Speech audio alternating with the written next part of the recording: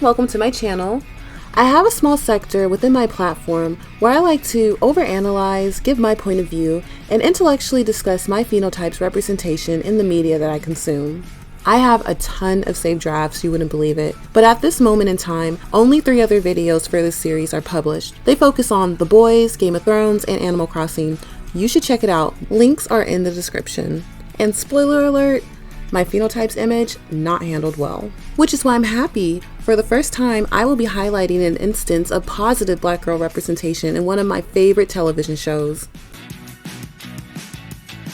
The concentration of this video essay will be race, image, and media, and as it relates to black girls and women specifically. If you dislike or are easily triggered by any of these topics, you're being warned right now that this is not the video for you, and that's okay, that's totally fine. Please peace out right now. I will leave a link to my Every Game Ranked video in the description if you're into video games instead. Disrespect and ignorance in the comment section will not be tolerated per usual, but your respectful opinions and comments are welcome, since this is YouTube.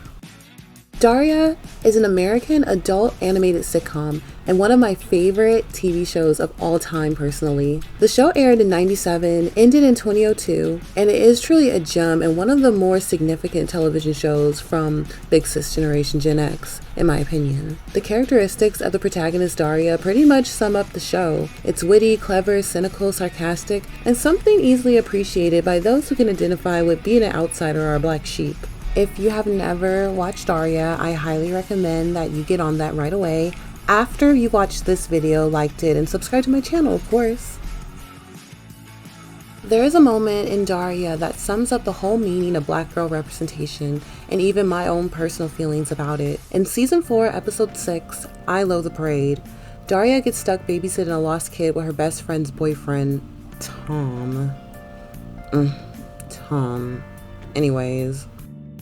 As Daria deals with complete shenanigans up and down the parade route, we jump to other characters, Daria's classmates, as they're all participating in the parade. This includes Mac and Jody on the high school homecoming parade float. Mac and Jody are Lawndale High School's homecoming king and queen, again. And they're completely annoyed with it because they're aware that their school is just using them and their image as homecoming royalty to cover up for the lack of diversity at the high school. They express that they feel like tokens, literally being paraded for the suburban town of Lawndale, which also lacks diversity, but they're going along with it because it looks good on their college applications. And they look good. Isn't it great how they keep electing us homecoming king and queen every year? Yes, it's such a generous and enlightened gesture. It completely makes up for the town's utter lack of diversity, in my mind. And we're playing into it. Damn college applications. This is so humiliating. Mac and Jody have excellent priorities. Amongst the cast, they are typically shown in a good, not perfect, but positive light. Jody herself is described by Helen, Daria's mom, as pragmatic, outgoing, and responsible. Jody is much more positive compared to the cynical Daria. The episodes that focus on Daria and Jody together are really interesting. There is mutual respect despite each other having an opposite approach towards life. Jody and Daria both agree that the world is messed up and run by idiots. But Jody is the type who is determined to make it work for her regardless of how hard it is, while Daria is the type to just withdraw participation completely.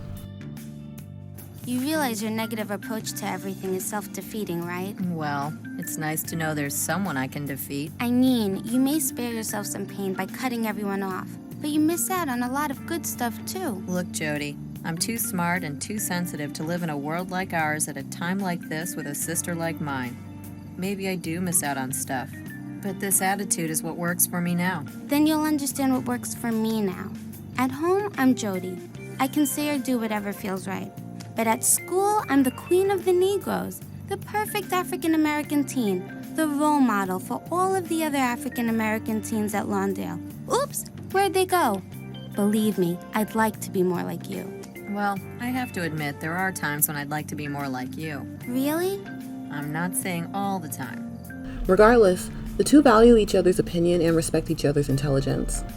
Jody is one of those president of the student body, editor of the yearbook, while taking college courses, hyper student types. What are you guys doing this summer? 2 internships, volunteer community service, a part-time job, and in my spare time, golf lessons. Wow! What about you, Mac Daddy? Driving an ice cream truck. So, Jody, do you belong to any clubs? You don't have to answer that. I'm president of the French Club, vice president of student council, editor of yearbook, and I'm also on the tennis team. Daria, why aren't you on the tennis team? Because it's classified as a sport. Well, someday I'd like to own my own business. Maybe a consulting firm geared toward minority startups. Excellent. Daria, what about your goal? I don't have any. Oh, come, Daria. You must have some goal. My goal is not to wake up at 40 with the bitter realization that I've wasted my life in a job I hate because I was forced to decide on a career in my teens. She's also very aware of race and the discrimination she faces being Black.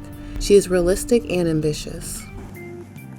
Easy there, Speedy. The nerve of that idiot, listening to my business plan and all my answers to his questions, then asking if your father would co-sign the loan. Why? Because you're the right color. At least you called him on it. All I want is to be judged on my own merits, you know? Maybe they won't be so stupid at the next bank. Maybe.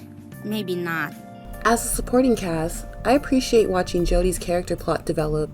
She exists more than as a device to push the main protagonist along.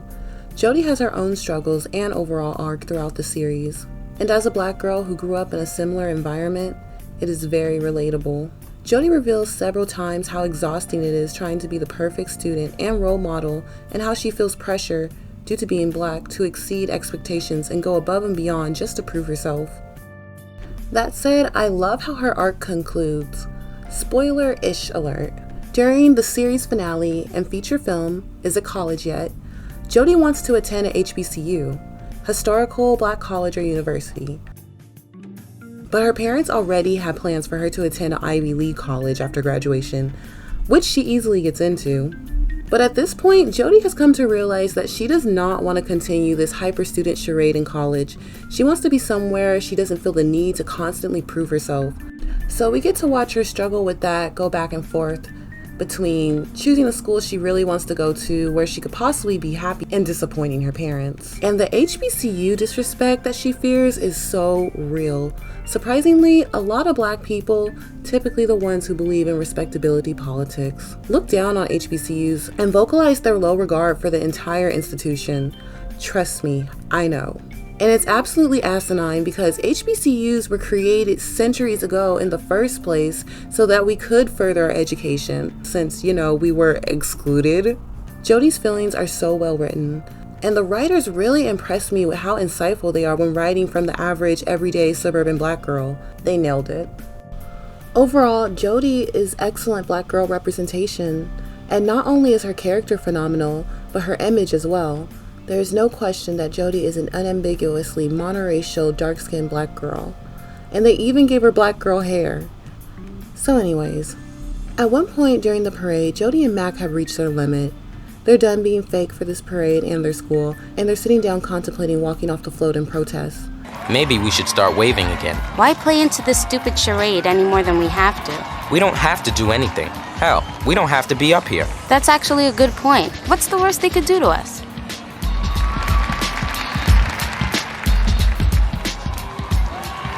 What happened? Oh, what the hell. We may be tokens, but we're damn good-looking ones. Can't argue with that. Hey, is that Daria? What's she doing at a homecoming parade?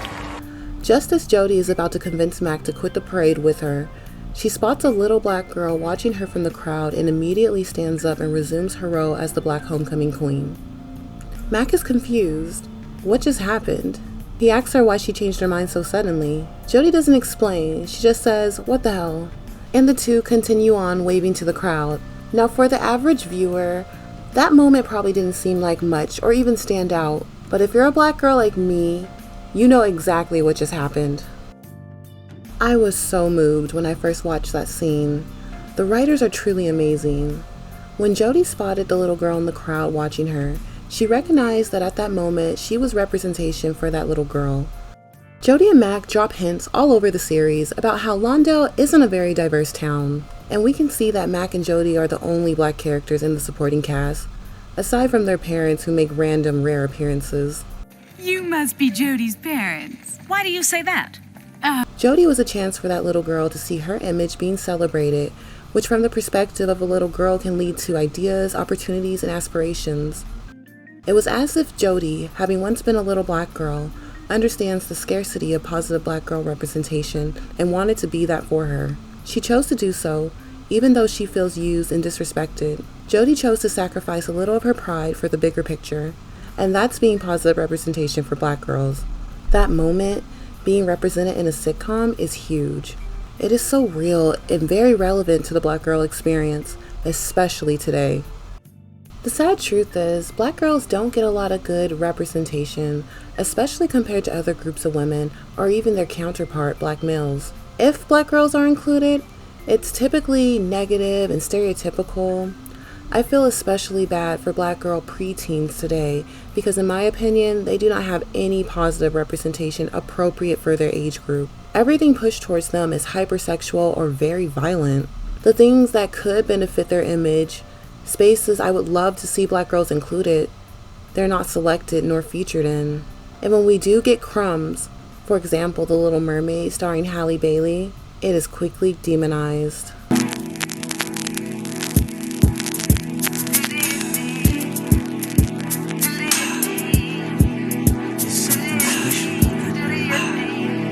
When it comes to film and TV, I've noticed over the years how the majority of the time biracial and mixed women are cast in place of black women.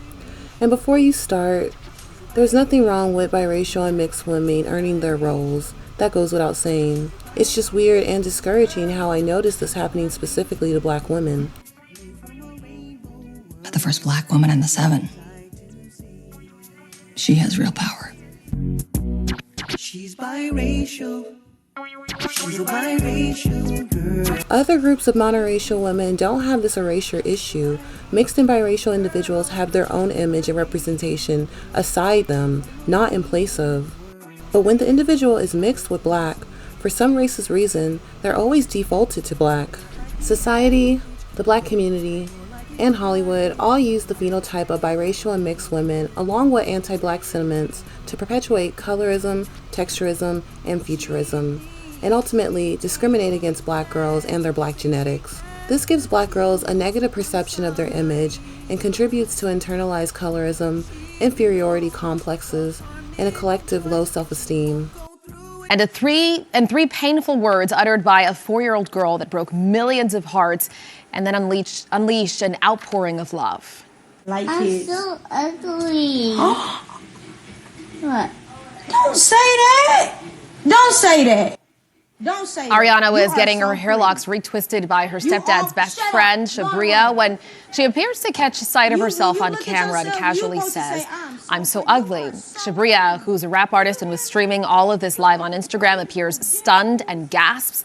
She goes on to hold Ariana's face in her hands and tells her she has the prettiest little dimples. The little girl then dissolves into tears. This video breaks my heart. It's no coincidence that a 4-year-old will call herself ugly. She said this because she's heard it before, either towards herself directly or referencing her phenotype.